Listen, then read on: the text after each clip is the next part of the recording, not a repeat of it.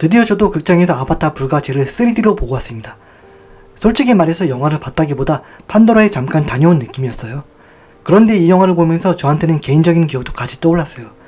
제임스 카메론 감독이 지금 뉴질랜드 웰링턴 시민이라는 거 알고 계셨나요?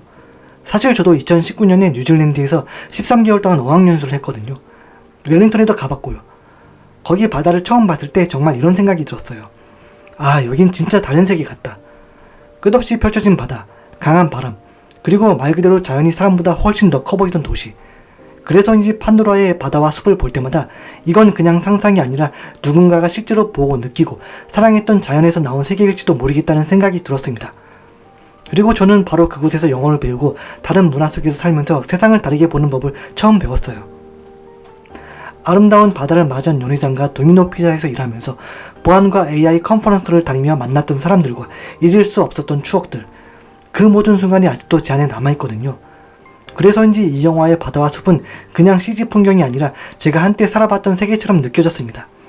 아바타가 제게 특별한 이유는 이 영화가 말하는 연결이라는 주제가 제 삶의 기억과도 맞닿아 있기 때문인지도 모르겠습니다. 그리고 그 경험을 떠올리면 이 영화의 제목부터 다시 보이기 시작합니다. 아바타라는 단어는 사실 산스크리트어 아바타라에서 왔습니다. 뜻은 간단해요. 신이 다른 몸으로 내려온다. 다시 말해 강림이죠. 그런데 이 한 단어가 아바타 시리즈 전체의 철학을 사실상 결정합니다. 내 몸이 바뀌면 나는 여전히 나일까? 정체성은 태어날 때 정해지는 걸까? 아니면 살아가며 선택하는 걸까? 그리고 가장 중요한 질문 하나, 우리는 과연 다른 존재를 진짜로 이해할 수 있을까? 아바타는 겉으로는 SF 블록버스터처럼 보이지만 그 안에는 연결의 세계관, 일원론, 심층 생태학, 도덕적 다원주의, 그리고 가족 드라마 서사가 깊게 숨어 있습니다. 그리고 3D는 그걸 설명하는 게 아니라 직접 체험하게 만들죠. 불은 우리에게 힘을 줍니다. 쟤는 그 모든 선택을 기억합니다. 이건 선과 악을 가르는 이야기가 아니라 선택 이후에 남는 결과에 대한 이야기입니다. 판도라는 결코 저주가 아니었습니다. 그것은 자유의 대가였고 폭력은 단지 악한 마음에서만 나오는 게 아니라 깨어진 역사와 조건 속에서 만들어진다는 것이었습니다. 자, 이제부터 12개의 챕터로 아바타 불가제가 던지는 철학적 질문들과 그 속에 숨어있는 영어 표현들을 가장 깊게 하지만 쉽게 함께 풀어보겠습니다. 자, 이제 본격적으로 챕터 1로 들어가 보겠습니다. 이번 챕터에서는 아바타 불가제가 어떤 이야기이고 이 영화가 우리에게 어떤 세계를 보여주려 하는지부터 정리해볼게요. 철학 이야기를 하기 전에 먼저 물어야겠죠. 제임스 카메론은 이번엔 어떤 이야기를 하고 싶은 걸까? 아바타 시리즈는 더 이상 그냥 영화 한 편이 아닙니다. 그야말로 하나의 거대한 경험이에요.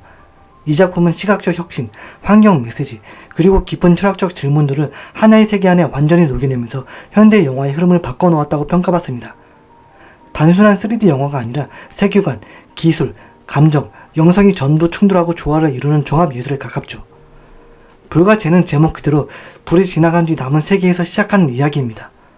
1편과 2편이 침입에 맞선 저항, 그리고 가족을 지키는 싸움이었다면 불가제는 그 다음을 묻습니다. 우리가 지켜냈다고 믿는 그 세계는 정말 예전 그대로일까? 불은 힘을 줍니다. 하지만 동시에 되돌릴 수 없는 변화를 남기죠.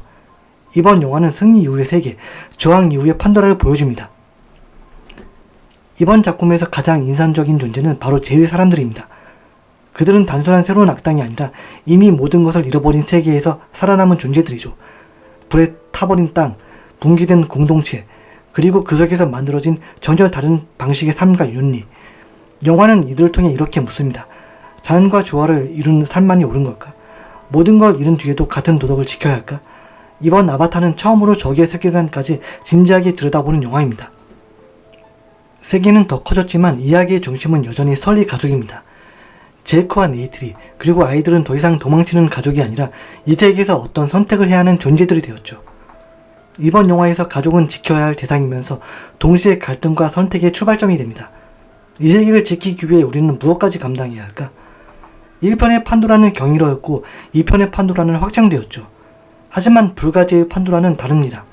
아름답지만 이미 상처를 입은 세계, 회복 가능성이 남아있을지 아니면 영원히 바뀌어버렸는지 그 경계에 서 있는 판도라입니다.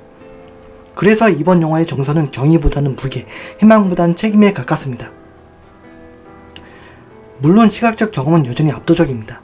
3D, 모션 캡처, 세계관 구축, 기술은 또 한 번 진화했죠. 하지만 이번엔 그 기술이 말하려는 건 이거예요. 이건 보여주기 위한 세계가 아니라 직접 들어가서 감당해야 할 세계다. 관객은 구경꾼이 아니라 이 세계의 목격자가 됩니다. 정리해보면 아바타 불가제는 이렇게 말하는 영화입니다. 불은 선택이고 판도라는 그 선택이 열어버린 세계이며 쟤는 그 결과를 기억하고 있는 시간이다. 이 영화는 묻습니다. 우리는 옳은 선택을 했는가? 그리고 더 불편하게 이제 그 결과를 어떻게 살아갈 것인가? 자, 이제 이 세계의 큰 그림은 잡혔습니다. 다음 챕터부터는 이 이야기 속에 숨어있는 철학과 개념들을 하나씩 꺼내서 살펴보겠습니다. 자, 이번 챕터에서는요, 왜 아바타라는 영화가 제임스 카메론이니까 가능했는지 그 결정적인 이유들을 깊이 있게 살펴보겠습니다. 제임스 카메론은 그냥 영화 감독이 아닙니다. 이 사람은 과학자, 발명가, 그리고 엔지니어에 훨씬 가까워요. 터미네이터에서는 인공지능, 에일리언2에서는 인간적 연대와 기술, 타이타닉에서는 재난 속 인간 감정, 그리고 아바타에서는 자연과 생명, 존재의 연결성을 다룹니다. 이 모든 작품을 관통하는 하나의 질문이 있어요. 바로 기술과 인간의 관계입니다. 카메론 감독의 특징? 간단합니다. 타협이 없어요. 장면 하나를 위해 수십 번 재촬영하는 것은 기본이고 필요한 기술이 없으면요, 그 기술을 직접 만들어요. 새로운 카메라 시스템, 모션 캡처 장비, 심지어 심해 탐사용 잠수정까지 직접 개발했습니다. 그래서 영화계에는 이런 말이 있죠. 카메론은 감독이 아니라 공학자다.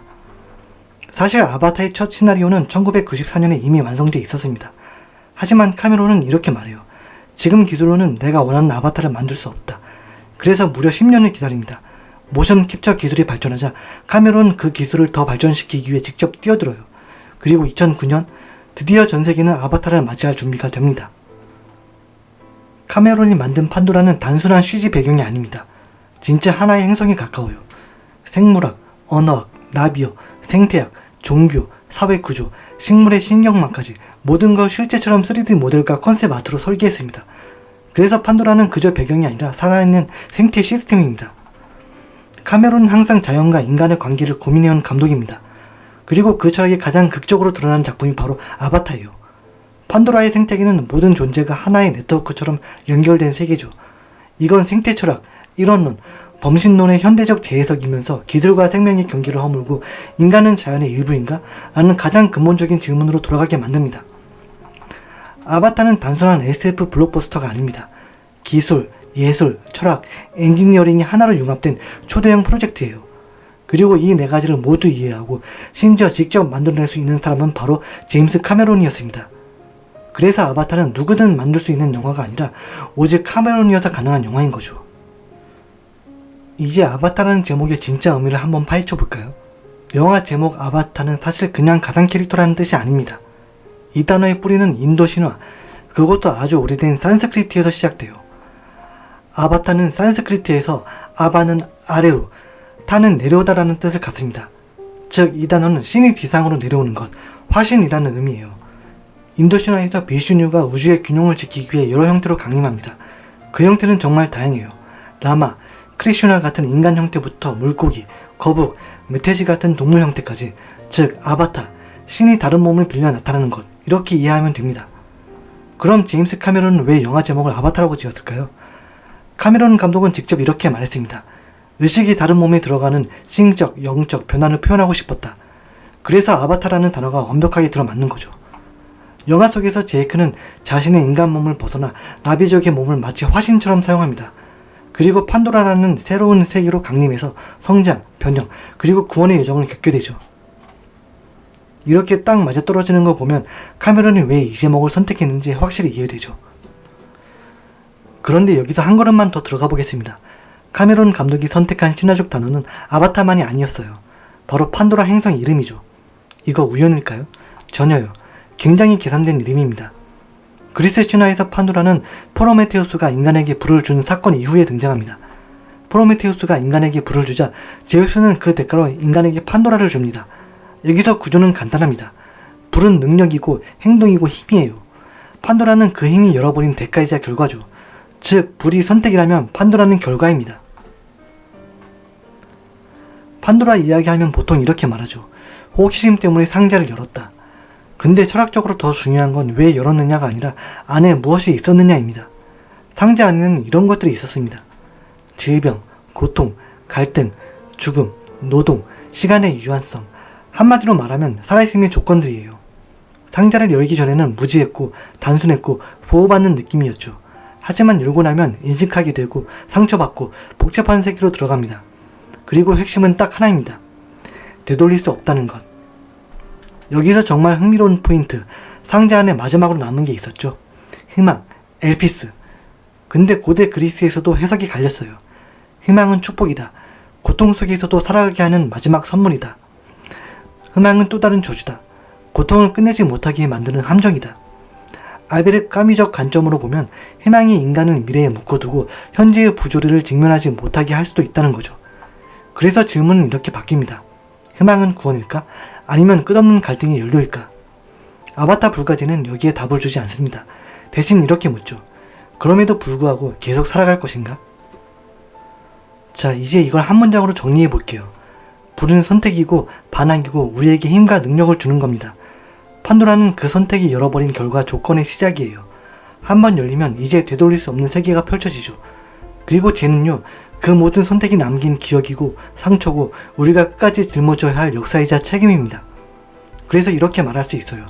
불은 선택이고 판도라는 시작이며 죄는 끝까지 남습니다. 그리고 이 구조, 사실 우리 현대 문명이 걸어온 길과도 정확히 겹쳐 보이지 않나요? 예를 들면 이렇습니다. 원자력이라는 불은 결국 히로시마라는 죄를 남겼고, 인터넷이라는 불은 혐오와 조작이라는 죄를 남겼고, 그리고 지금 우리가 마주한 AI라는 불은 어쩌면 아직 다 보이지 않는 통제하기 어려운 죄를 앞으로 남기게 될지도 모릅니다. 판도라는 벌이 아니라 현실입니다. 여기서 해석이 완전히 바뀌어요. 판도라는 인간을 파괴하기 위한 저주가 아니라 인간을 진짜 인간으로 만드는 조건일 수도 있어요. 왜냐하면 불 이전의 인간은 무력하고 순진했고 판도라 이후의 인간은 고통받지만 선택 가능해졌거든요. 고통은 자유의 부작용입니다. 자, 여기까지 한 문장으로 정리하면 이렇습니다. 프로메테우스 불의 능력이라면 판도라는 그 능력이 열어버린 세계이고 아바타 불가죄는 그 세계의 죄 속에서 살아가는 법을 묻는 이야기이다. 아바타의 어원과 판도라라는 이름이 가진 신화적 함의를 살펴봤다면 이제 그 의미가 영화 안에서 어떻게 환경 철학으로 확장되는지 보셔야 합니다. 바로 아바타가 전달하는 가장 핵심적인 주제 중 하나죠. 아바타는 겉보기엔 SF처럼 보이지만 사실 그 중심에는 심층 생태학이라는 철학이 자리잡고 있습니다. 이 철학의 핵심은 아주 간단해요. 모든 생명은 인간에게 유용하기 때문이 아니라 그 자체로 본질적인 가치를 가진다. 즉 존재하는 것만으로도 존중받아야 한다는 존재라는 의미죠. 나비족이 자연과 연결되는 방식은 그냥 자연을 사랑하는 부족 수준이 아닙니다. 그들은 행성 자체, 즉 에이와와 하나의 네트워크로 연결돼 있어요. 이건 과학자 제임스 러브록이 주장한 가이아 이론과 정확히 맞아떨어집니다. 가이아 이론은 지구는 단순한 행성이 아니라 자기 조절적 생명체처럼 작동한다는 관점이죠. 이와는 완전히 반대되는 가치가 바로 인간 중심주의입니다. 영화 속 인간들이 판도라의 숲을 파괴하고 자원을 강제로 가져가려 하는 모습은 인간이 자연보다 우위에 있다는 이 세계관을 그대로 보여줍니다. 반면 나비족은 자연을 자원으로 보지 않고 관계, 연결, 존재의 일부로 봅니다. 이 차이가 영화의 갈등을 가장 극적으로 만들어주는 요소죠. 철학적으로도 이 부분은 굉장히 의미가 깊습니다. 심층 생태학을 만드는 아르네 네스는 그리고 대지 윤리를 말한 철학자 알도 레오폴드는 인간과 자연이 분리된 것이 아니라 상호 의존하는 공동체라고 말했습니다. 사실 나비족이 사는 방식은 이 철학자들이 말하는 생태 윤리의 완성형 모델이라고 할 수 있어요. 아바타는 단순히 자연을 배경으로 둔 영화가 아니라 인간 중심주의를 비판하고 생명의 연결성과 가치를 강조하는 생태 철학적 작품입니다.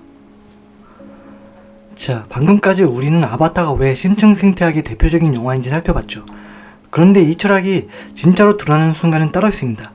바로 자연과 기술이 충돌할 때예요. 이번 챕터는 그 핵심 테마, 자연 대 기술을 조금 더 깊이 파고들겠습니다. 판도라는 단순한 배경이 아닙니다. 이 행성 전체가 하나의 거대한 생명 네트워크예요. 나무, 동물, 식물, 나비족, 심지어 땅까지 모든 존재가 서로 연결되어 있습니다. 영어로 말하면 인터커넥티드 에코시스템, 즉 서로 이어진 생태계죠. 반대로 인간의 기술은 어떻게 작동할까요? 기본적으로 분리, 통제, 지배를 전제로 합니다. 숲이 있으면 밀어버리고 자원이 있으면 캐내고 행성을 하나의 시스템이 아니라 자원 창고로 보는 관점이죠. 이건 영어로 Extraction Based Mindset, 즉 채굴 중심 사고방식이라 할 수 있죠. 그래서 영화에서 가장 강렬한 장면들은 항상 이 두 세계가 충돌할 때 만들어집니다. 살아있는 숲을 밀어버리는 불도저, 공중에서 판도라 생명체를 추격하는 군사 드론, 생명의 나무를 파괴하려는 인간의 기술력. 이 장면들은 단순한 액션이 아니라 자연과 기술의 가치 충돌을 시각화한 철학적 장면이에요. 여기서 아주 재미있는 지점이 하나 있습니다. 나비족은 자연적 존재이지만 기술을 전혀 사용하지 않는 건 아니에요. 그들이 사용하는 기술은 생태와의 조화를 기반으로 합니다. 예를 들어 이크란에 연결하는 신경 인터페이스, A와 Y의 생명 연결, 자연 그대로의 에너지 흐름을 활용하는 방식. 이건 영어로 바이오 인테그리티 테크놀로지, 즉 자연과 통합된 기술이라고 부를 수 있습니다. 두 기술은 기능은 비슷할 수 있지만 철학이 완전히 다릅니다. 이 대비가 바로 아바타 세계관의 핵심이에요. 그리고 그 중간에 서 있는 인물이 바로 제이크 설리입니다. 아바타 기술은 인간이 만든 기술이지만 그 기술을 통해 제이크는 자연과 연결되는 법을 배우고 결국 인간 기술의 방향을 다시 생각하게 되죠. 즉 제이크는 자연과 기술을 잇는 브릿지, 다리 역할을 하게 됩니다. 한 문장으로 정리하면 아바타에서 자연과 기술은 단순히 싸우는 두 힘이 아닙니다. 지배를 위한 기술과 연결을 위한 기술의 대비를 통해 영화는 우리가 어떤 기술을 선택할지 묻고 있는 거죠.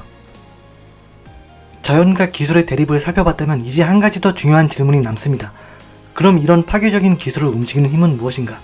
바로 기업의 탐욕, 이 지점입니다. 아바타의 갈등 구조를 자세히 들여다보면 단순히 인간 대 나비족의 싸움이 아니라 그 뒤에서 모든 결정을 움직이는 기업의 탐욕이 자리 잡고 있습니다. 그리고 영화는 그 탐욕이 어떻게 자연, 생태계, 그리고 한 존재의 삶까지 무너뜨리는지를 아주 강렬하게 보여줘요. 영화 속 인간 조직을 움직이는 핵심 세력은 바로 RDA 기업입니다. 이 회사는 판도라에 있는 희귀의 강물 언옵테이늄을 얻기 위해 모든 걸 희생할 준비가 되어 있어요. 자연, 문명, 원주민의 삶, 그들에게는 모두 장벽일 뿐입니다. 기술 자체가 악한 게 아니라 그 기술을 움직이는 의도가 문제입니다. 숲을 밀어버리는 불도저, 날아다니는 전투 헬기, 생명의 나무를 향한 미사일 공격, 이 모든 파괴 기술을 움직이는 건 결국 이윤추구죠. 여기서 영화는 아주 중요한 메시지를 던집니다. 기술의 윤리는 기술 그 자체가 아니라 누가 왜 사용하느냐에 결정된다. 아바타 속 기업의 탐욕은 과거의 식민주의를 현대적으로 재해석한 형태입니다. 자원만을 위해 타 문명을 낮은 존재로 취급하고 문화를 무시하고 생태계를 파괴하는 방식이죠. 이건 영어로 니어콜로니얼리즘, 즉 신식민주의라고 할 수 있습니다. 영화가 흥미로운 건 기업의 탐욕이 결국 자신들의 구조물까지 무너뜨린다는 점이에요. 자연을 파괴하고 문명을 짓밟고 기술로 모든 걸 통제를 하지만 결국 가장 중요한 연결성을 이해하지 못한 채 스스로 균형을 잃고 붕괴합니다. 아바타는 기업의 탐욕이 자연, 문화, 생명, 그리고 기술까지 망가뜨릴 수 있다는 사실을 거대한 스케일로 보여주는 영화입니다.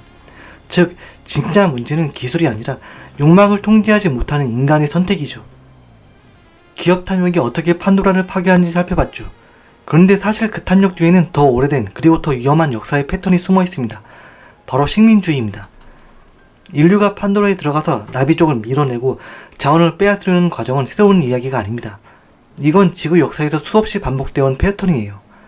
토착민 추방, 자원 독점, 문명이라는 이름으로 정당화된 폭력, 군대, 기업, 과학의 결탁, 이 모든 구조는 식민주의의 알레고리 비유적 재현입니다. 아바타의 핵심 갈등은 단순히 나쁜 기업 대 착한 원주민 정도가 아닙니다. 영화 속 인간 시스템은 군대, 기업, 그리고 과학이 결탁한 전형적인 식민 권력 구조로 작동합니다. 이건 현실 세계에서도 똑같아요. 기술적 우위를 가진 세력이 문명화라는 명분으로 타 문화를 지배해온 패턴과 그대로 겹칩니다. 그래서 이 영화는 단순한 SF 블록버스터가 아니라 탈식민주의 철학으로 읽을 수 있는 작품입니다. 먼저 자원개발청이 언옵타늄을 캐려는 행동은 서구 제국주의와 경제적 식민주의의 상징이에요. 토착민의 땅을 수백 년간 착취해온 역사와 정확히 겹칩니다. 제이크의 여정도 굉장히 상징적입니다. 그는 처음엔 식민 권력의 일원이었죠. 군인으로 판도라에 와서 나비족을 관찰하고 통제하는 역할을 맡았습니다.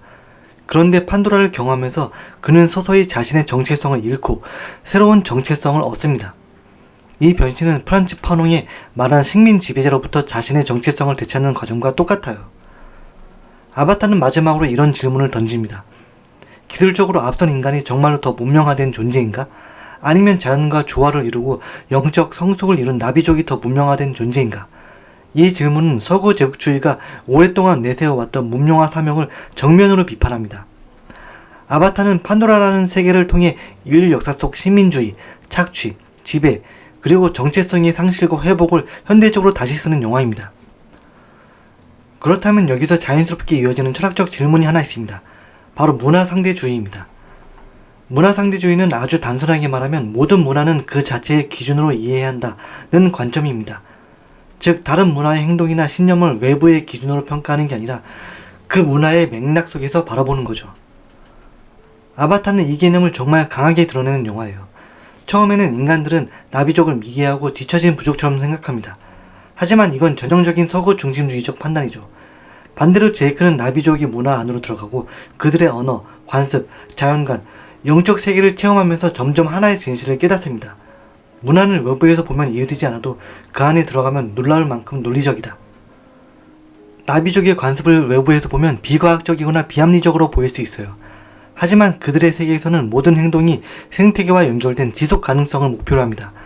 이건 인간 문명보다 훨씬 더 합리적이고 훨씬 더 성숙한 문화적 선택일 수도 있는 거죠. 문화상대주의가 말하는 건 어떤 문화가 옳다 틀리다의 문제가 아닙니다. 태도입니다. 다른 문화를 이해하려는 열린 마음, 그 문화가 어떤 역사와 환경에서 만들어졌는지를 인정하는 겸손한 태도죠. 제이크의 서사는 단순한 모험이 아니라 문화상대주의를 체화해가는 과정입니다. 그는 인간 사회의 기준을 버리고 나비족의 기준 안에서 세계를 다시 보기 시작하죠. 이 과정에서 그는 자신의 정체성, 윤리, 가치관이 완전히 재정렬됩니다. 아바타는 다른 문화를 이해하는 데 필요한 겸손, 존중, 그리고 열린 태도를 강조하는 영화입니다. 즉, 이 영화는 문화상대주의를 시각적으로 보여주는 대표적인 작품이죠. 이제는 조금 더 미래적인 질문으로 넘어가 보겠습니다. 바로 기술이 우리 존재를 어떻게 바꾸고 있는가, 그리고 그 기술이 인간을 더 연결시키는지 아니면 더 소외시키는지에 대한 이야기입니다. 영화 아바타는 기술 자체를 악으로 보진 않지만 기술이 어떻게 쓰이고 있는가에 대해 상당히 비판적인 시선을 보여줍니다.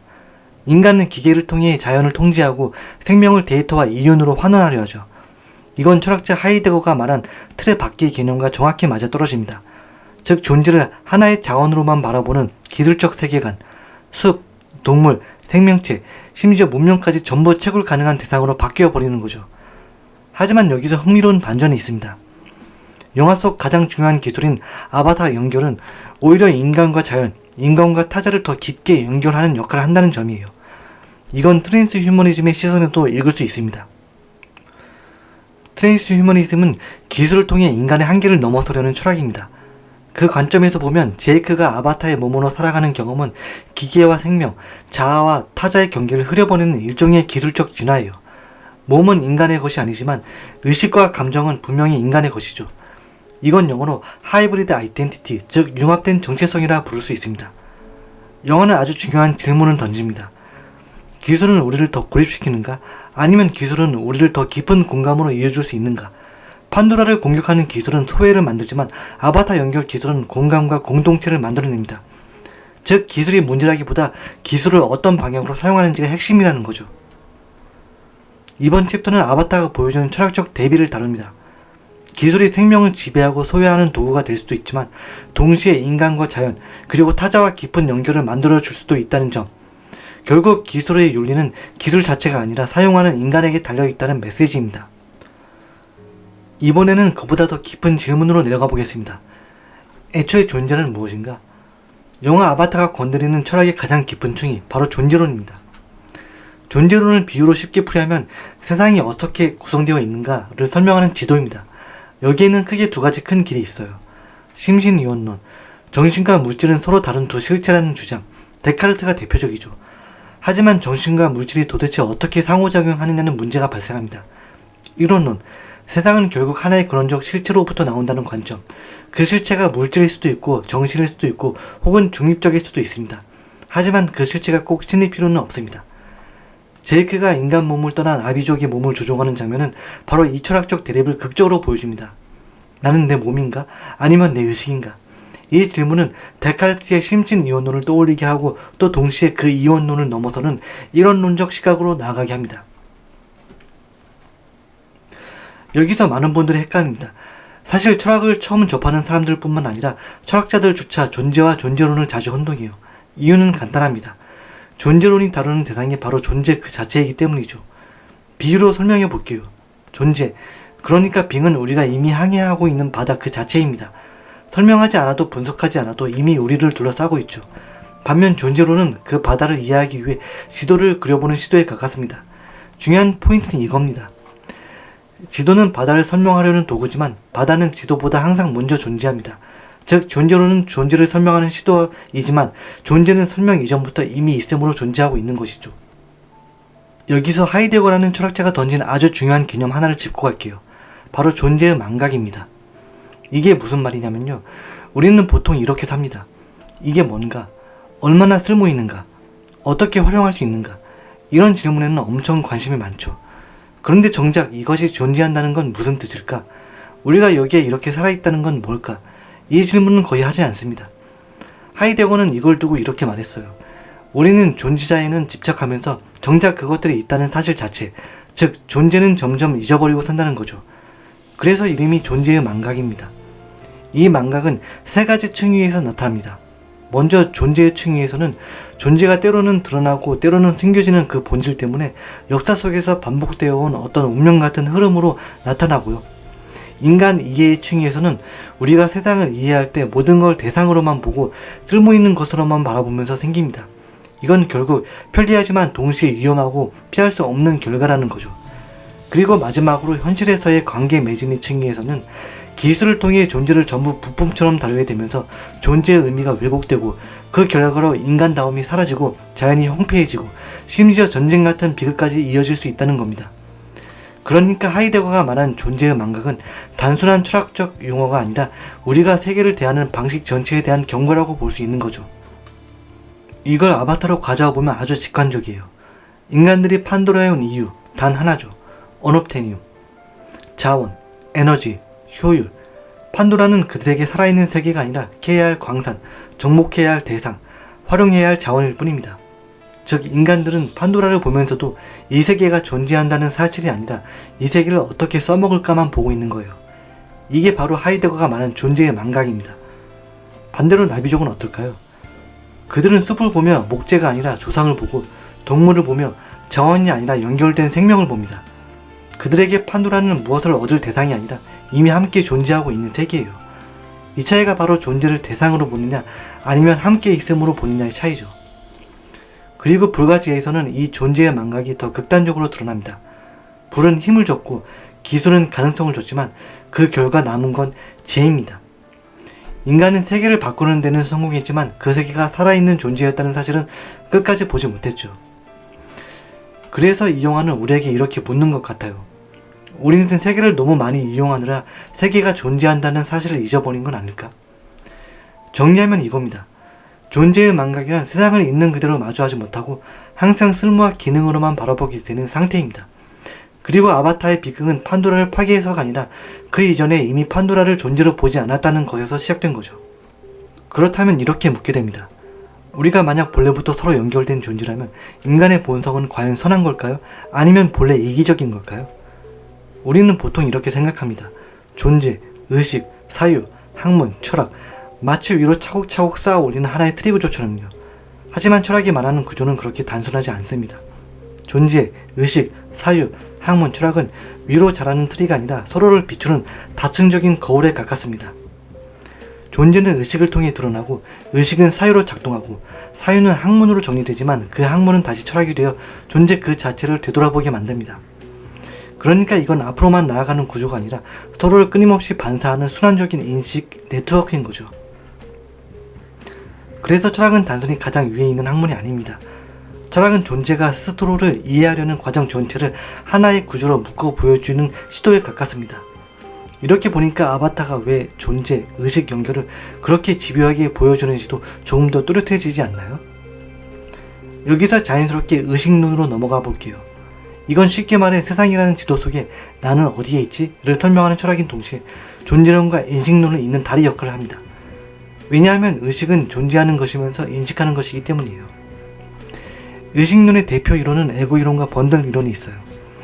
에고 이론은 마치 배를 이끄는 단단한 선장처럼 자아는 변하지 않는 내재적 또는 독립적 중심 실체다라고 주장하고, 번들 이론은 이런 논을 더 밀어붙여서 이제 그 하나의 실체조차 필요 없다고 말하는 급진적 형태, 자아는 고정된 실체가 아니라 감각, 기억, 경험이 모여있는 하나의 흐름일 뿐, 즉 선장은 없고 항해 중인 파도들의 흐름만 존재한다는 관점이에요.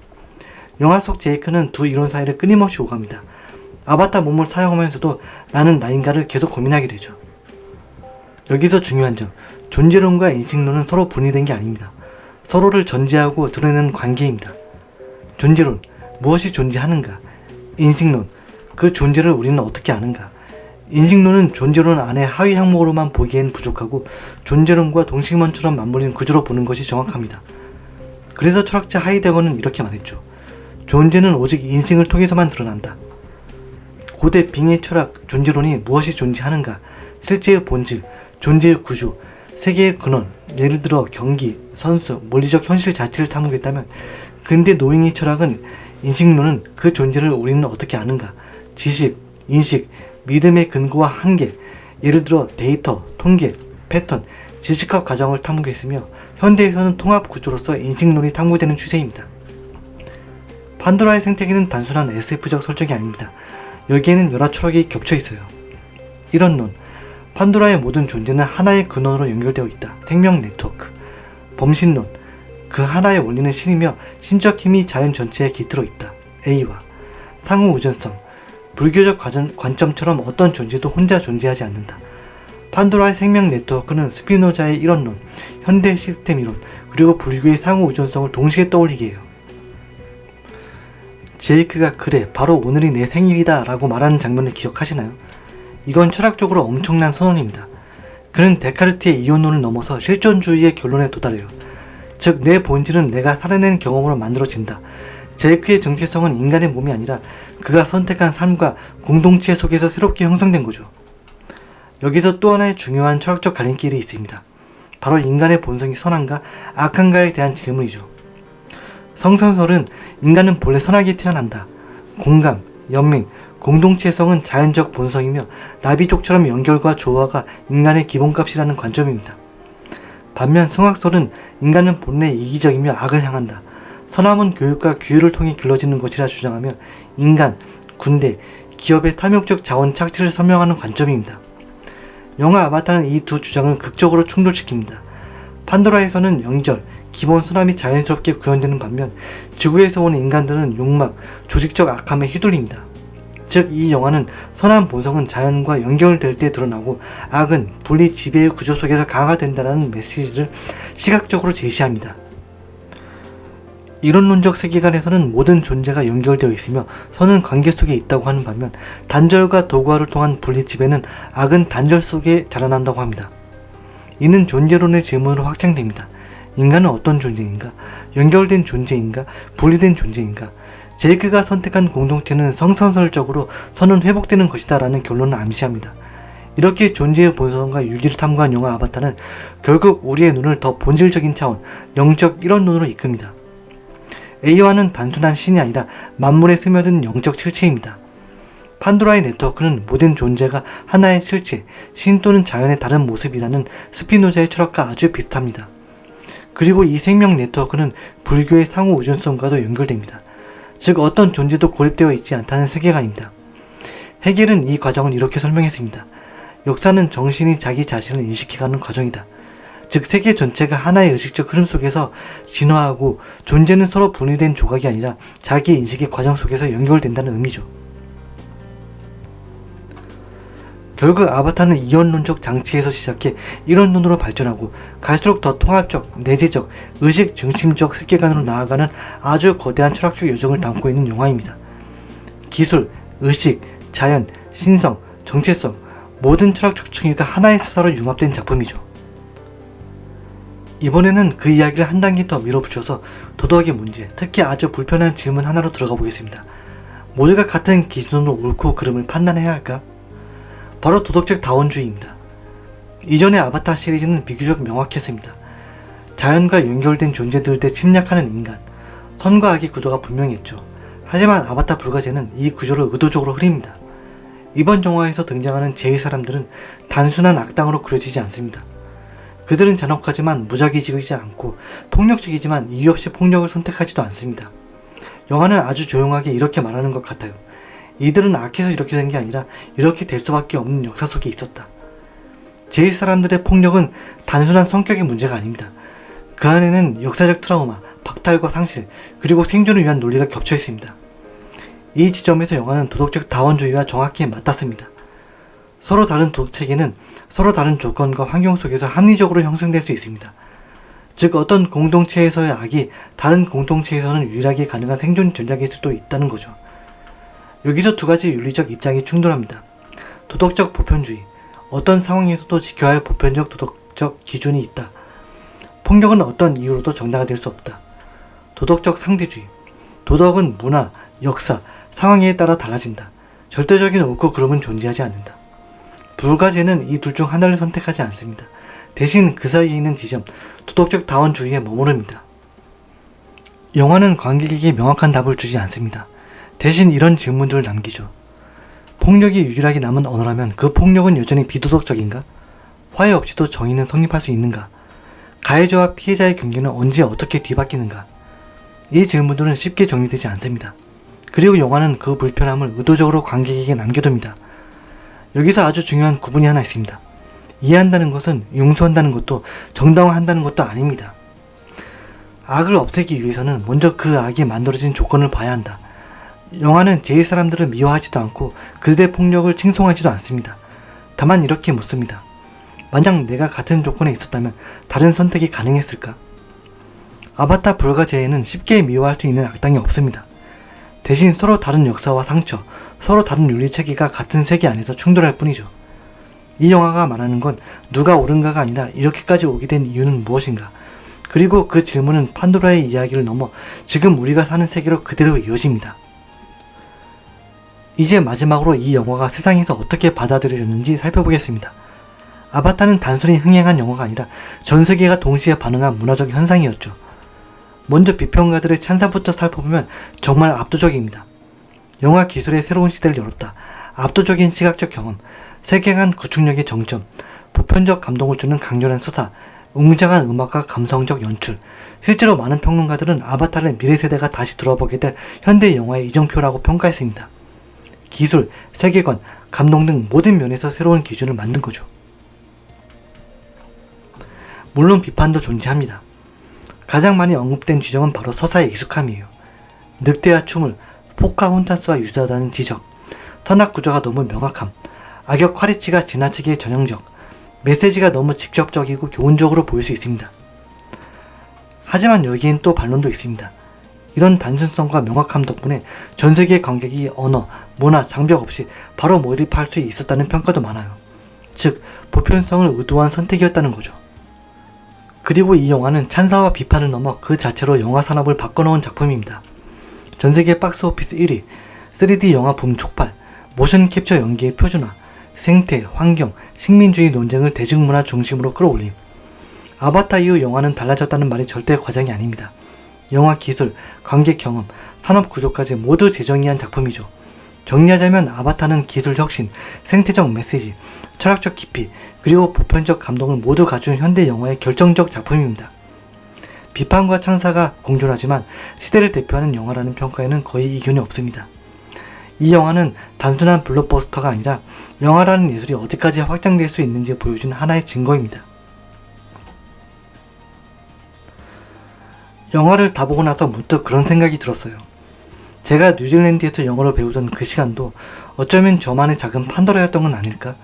익숙한 세계를 떠나서 전혀 다른 언어와 문화 속으로 들어가고 불편하고 두렵고 때로는 외롭기도 했지만 그 시간 덕분에 저는 세상을 보는 눈이 조금은 달라졌고 지금 이렇게 여러분과 이 이야기를 나누고 있죠. 아바타가 말하는 것도 어쩌면 그거 아닐까요? 다른 세계를 만난다는 건 결국 다른 내가 되는 일이라는 것.